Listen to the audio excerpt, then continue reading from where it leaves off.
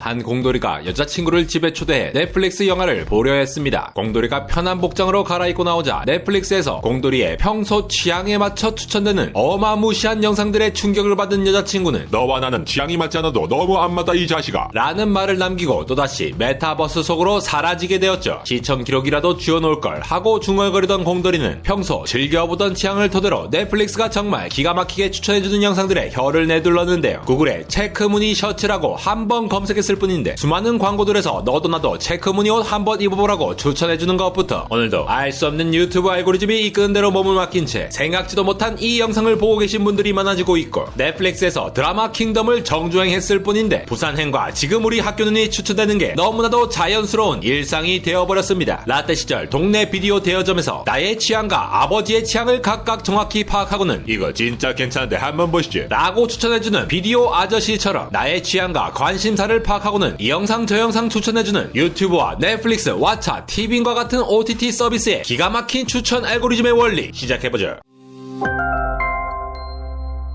유튜브나 넷플릭스와 같은 OTT 서비스들은 비디오 아저씨의 눈썰미 있는 손님 취향 센스처럼 전세계 수십억 명에게 새로운 영상을 지속적으로 추천하고 있는데요. 이들이 추천 영상을 잘 골라내는 알고리즘에 집착하는 이유가 있습니다. 넌 때문이죠. 미취학 아동 시절 할머니께서 즐겨보시던 KBS 가요 무대를 덩달아 보며 어린 시절부터 심수봉 선생님을 좋아하던 저이긴 하지만 가요 무대가 시작하기 전 광고들은 주로 아로나민 골드, 우르사 같은 광고들이었지 제가 갖고 싶어하는 파워레인저 장난감이 아니었습니다. 그러나 때로는 전 국민이 열광하는 한일 축구 중계 방송 직전이나 드라마 허준을 보기 전과 같은 골든타임 광고들은 그 광고비가 엄청나게 비쌌지만 이렇게 공중파 TV 광고의 경우 불특정 다수에게 광고를 하였기에 실제로 그 광고가 먹히는 시청자들의 비율은 그리 높지 않기도 했죠. 이렇게 특정 방송을 보는 사람들 개개인의 취향을 알 수 있는 데이터가 광고가 얼마나 잘 먹히는지 먹히지 않는지 히트레이쇼를 반영하였고, 이러한 히트레이쇼는 바로 돈으로 직결되는 시대가 되었는데요. 구글, 페이스북과 같은 플랫폼 서비스는 물론 유튜브와 OTT 서비스는 사용자의 취향을 정확히 파악하는 추천 알고리즘을 더욱 고도화하여 연구 개발하기 시작. 특정한 사람들을 대상으로 특정한 광고를 추천하여 보여줌으로써 그 광고가 실제로 먹히는 비율을 높이기도 하고, 입맛에 맞는 영상들을 계속 추천하다 보니 영상 시청 시간이 늘어 광고를 더 많이 보게끔 유도하여 돈을 훨씬 더 많이 벌 수 있는 시대가 되어버렸습니다. 최근 애플이 개인 사생활 정보를 보호하겠다는 정책 이후 페이스북의 광고 수입이 떡락하겠다고 한 것은 취향 정보를 알 수 있는 정보들이 죄다 제한됨에 따라 페이스북 역시 제대로 된 광고를 추천하기가 어려워졌기 때문이죠. 우리가 동네 꼬마들에게 암호화폐 채굴 원리나 동영상 압축 원리를 설명하기보다는 로보캅 원리를 보여주는 것이 나은 것처럼 새로운 영상을 추천해주는 알고리즘은 그 영상을 보려는 사람의 취향 정보를 어떻게 활용하느냐에 따라 다양한 방식으로 추천됩니다. 영상에 대한 특징을 뽑아내는 것은 제목이나 키워드, 해시태그, 채널이나 장르의 성격부터 영상 길이나 화면 전환 특성까지 영상 자체가 가진 특성을 뽑아내는 방법도 있지만, 영상을 어떤 사람들이 보는지, 어떤 검색어를 통해 또는 카카오톡이나 커뮤니티 게시판 등 어떤 외부 사이트 링크를 통해 들어왔는지 등 영상에 접근하는 사람들의 특성을 분석하는 방법도 있는데요. 특히 우리가 유튜브나 넷플릭스는 물론 쇼핑몰이나 기타 추천 시스템에서 널리 사용되는 대표적인 방법 중 하나로 Collaborative Filtering 라고 하는 협업 필터링이 있습니다. 일찍이 16년 전부터 넷플릭스에서는 추천 알고리즘의 성능을 10% 올리는 개발자에게 100만 달러, 우리나라 돈으로 10억이 넘는 돈을 지급하겠다는 Netflix Pride 라는 대회를 2006년부터 2009년까지 개최하였는데요. 인공지능 딥러닝의 아버지라 불리는 제프리 힌튼 교수를 포함하여 세계에 날고 뛰는 알고리즘 전문가들이 총출동한 어마무시한 대회는 2009년 7월 26일 베커스 프라그매틱 케이아스라는 팀이 10.06%의 성능을 끌어올리며 막을 내렸습니다. 10% 끌어올린 것이 성과라면 성과겠지만 그것보다도 더 큰 성과는 바로 이 대회가 열리는 동안 정말 쓸만한 협업 필터링 알고리즘들이 엄청나게 많이 개발되었다는 것인데요. 클럽에서 EDM이 터져나오는 우퍼 옆에 도도하게 서 있는 분에게 저기 안대공학 압축 시리즈 보신 적 있으시죠? 라고 물어보는 말에 안대공학이 뭔데요? 재수 없어 라고 하는 사람보다 완전 봤죠. 저는 원리는 기억이 안 나고 마지막 절규만 기억이 남더라고요. 라고 하는 사람이 내 운명이라고 느끼는 것처럼 여러 영상들 중 같은 영상을 본 사람들을 같은 취향을 가진 그룹으로 포함시켜 같은 그룹 안에 엮여진 영상들 중 아직 이용자가 보지 않은 영상들을 추천해주는 것이죠. 이렇게 되면 워킹데드, 킹덤, 부산행을 본 이용자는 좀비 그룹에 포함되어 넷플릭스 비디오 아저씨가 요즘 나온 우리 지금 학교는 있지 않은데 한번 보지 않으린? 하고 추천을 하게 됩니다. 이렇게 서비스 이용자들의 그룹을 나누어 유사한 영상을 추천하는 방식을 이용자 기반의 협업 필터링이라고 부르죠. 이 방법과는 반대로 이용자 중심이 아닌 콘텐츠 영상 중심으로 추천하는 아이템 기반 협업 필터링도 사용하는데요. 이용자들이 공통적으로 보는 영상 콘텐츠 기록을 토대로 이용자들을 그룹으로 나누는 것이 아닌 영상들을 특정 그룹으로 나누어 놓는 것이죠. 이 영상들의 특징 역시 수많은 이용자들이 영상을 본 기록에 공통적인 요소들을 추출하여 그룹을 나누게 되는데요. 이는 마치 여러분들께서 한 번이라도 안달공학 압축 시리즈 중 이미지 압축 원리 영상을 보신 분이 있다면 이 영상을 기준으로 분류된 그룹인 압축 그룹의 다른 영상인 동영상 압축 원리가 추천되는 형태로 이해하시면 되겠습니다. 실제로 넷플릭스에서는 2,000개가 넘는 콘텐츠 카테고리 그룹이 있으며 콘텐츠와 서비스 이용자들이 늘어날 때마다 해당 그룹들이 조정이 되고 있습니다. 우리가 인스타그램에서 탕수육을 검색하면 탕수육이 태그된 다양한 피드들을 볼 수 있지만 사진들이 모두 다 탕수육이지는 않습니다. 어떤 누구는 짜장면만 먹다가 탕수육을 태그했을 수도 있고 어떤 누구는 다이어트 중에 탕수육 생각이 나서 태그를 했을 수도 있겠죠. 그러나 이러한 피드가 10개에서 10만 개, 100만 개, 1억 개가 넘어가면 갈수록 피드 사진들의 대부분이 탕수육 사진으로 채워지게 될 텐데요. 협업 필터링 방식이 좋은 이유는 이렇게 사용자들의 정보들이 계속 누적되어 가면 갈수록 그룹으로 나눈 취향의 정보들을 기반으로 통계적으로 꽤나 높은 확률로 추천에 성공할 수 있다는 것입니다. 그러나 바로 이 특성이 단점이 되기도 하는데요. 아무런 정보가 없는 이용자나 콘텐츠의 경우에는 대체 어떤 그룹에 넣어야 할지를 모르기 때문에 마치 비디오 아저씨가 아무도 빌려보지 않은 비디오를 추천해주는 꼴이 되어버리기도 하며 결국 비디오 아저씨의 눈에 띈 콘텐츠들 위주로 추천이 되기 때문에 극소수의 콘텐츠들만이 알고리즘을 타고 수면에 올라 추천이 한쪽으로 치우쳐버릴 수가 있습니다. 또한 전세계 수억 명의 가입자를 가진 넷플릭스나 한국에서만 수천만 명이 한 달에 30시간 이상 본다는 유튜브의 경우 새로운 영상이나 사용자가 등장할 때마다 다른 사용자나 영상들을 분석해내기 위해 엄청나게 많은 계산이 필요한 것도 문제가 되는데요. 이를 해결하기 위해서는 협업 필터링사와 같이 다른 이용자들의 정보를 사용하지 않고 오직 현 이용자 정보만으로 추천할 수 있는 알고리즘인 콘텐츠 기반 필터링을 사용하기도 합니다. 좀비 영화를 줄곧 봐온 한 이용자의 기록이 있다면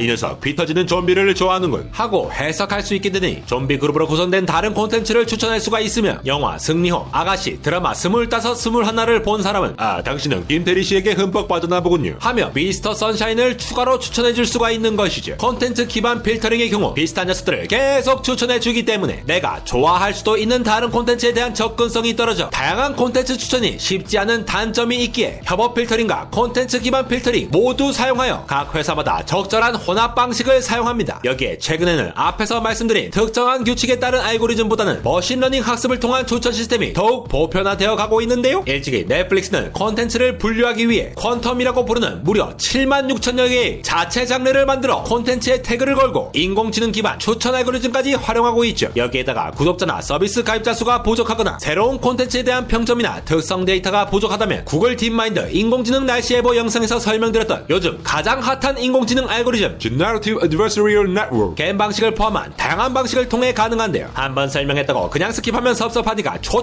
빠르게 겐을 요약해보겠습니다. 신간을 추천해주는 비디오 대여점 아저씨와 추천받은 비디오가 마음에 드는지 안 드는지 말해주는 공돌이, 이 둘이 서로 피 터지게 싸우면서 이거 괜찮냐 안 괜찮다 하고 으르렁거리는 과정으로 이루어진 겐은 일단 비디오 아저씨는 공돌이가 마음에 들만한 비디오와 비슷하다고 생각하는 비디오들을 마구마구 사들여서 계속 추천해줍니다. 그러면 공돌이는 추천받은 비디오들을 각각 보면서 마음에 드는지 안 드는지를 계속 말해주게 되면 비디오 아저씨는 이렇게 말해준 값을 토대로 다시 비디오를 마구 사들여서 공돌이에게 또 추천을 해주게 되죠. 이렇게 두 개의 인공지능 뉴럴 네트워크 중 한 네트워크는 점점 더 추천 정확도를 높여가는 형태로 학습이 되어가서 새로운 비디오들을 사들일 때 더욱 괜찮은 비디오들을 사서 추천해주는 방식으로 하며 다른 네트워크는 추천해주는 것들 중 마음에 드는 것과 그렇지 않은 것을 더욱더 세밀하게 구분하는 식으로 학습이 되죠. 이렇게 기존의 이용자들의 정보를 이 두 네트워크를 통해 학습을 시킨다면 나중에는 비디오 아저씨 네트워크만 쏙 빼내와서 특정 사용자 그룹에 맞는 비디오들을 인공지능을 통해 추천할 수가 있는 것이 되겠습니다. 특히 넷플릭스와 같이 콘텐츠가 한정적인 경우에 겐과 같은 알고리즘이 더욱 빛을 발하는 것은 콘텐츠가 얼마 없더라도 비슷한 취향에 조금만 편집한 유사 복제 비디오 테이프를 비디오 아저씨가 무한히 생성하는 것이 가능하다는 것인데요. 자세한 내용은 구글 딥마인드 인공지능 날씨 예보를 참고하시면 되겠습니다. 이 외에도 현재 핫한 트렌드를 반영하여 추천 지수에 조금 더 점수를 준다거나 어떤 공돌이는 좀비물에 환장을 하는데 좀비물이 너무 싫어 환장하는 사람들도 있듯이 동일한 콘텐츠라 할지라도 이용자가 다른 경우 장르에 따라 점수를 달리 정형하기도 하는데요. 유튜브에서 너무 적나라하거나 차마 눈뜨고 보기엔 충격적이거나 확인되지 않은 루머, 극단적인 의견 등 영상 플랫폼 내에서 유해하다고 판단되는 영상들을 키워드나 댓글평 신고 등으로 처리하는 알고리즘 등 각 회사들은 점차 그들의 매출을 확대하면서 논란이 되지 않는 방향으로 방식으로 알고리즘 개발을 더욱 정교하게 진행하고 있기도 합니다. 2015년부터 유튜브의 최고 제품 책임자로 있으면서 유튜브 알고리즘 개발과 함께 광고 매출을 극대화했다고 평가받는 닐 모하는 2019년 기준 유튜브 이용자들의 시청 시간의 70%는 추천 알고리즘을 통해 시청한 결과이며 2010년대 초 조회수가 많으면 많을수록 뜨는 추천 영상 시스템 대비 새로 적용한 알고리즘으로 영상 시청 시간이 무려 20배나 증가했다고 밝혔습니다. 게다가 아무렇게나 추천되거나 유해한 정보가 확산되는 걸 막기 위해 추천 알고리즘을 2019년 한 해에만 30번 이상 개편을 했다고 밝혔죠. 실제로 유튜브 채널을 운영하는 제가 봐도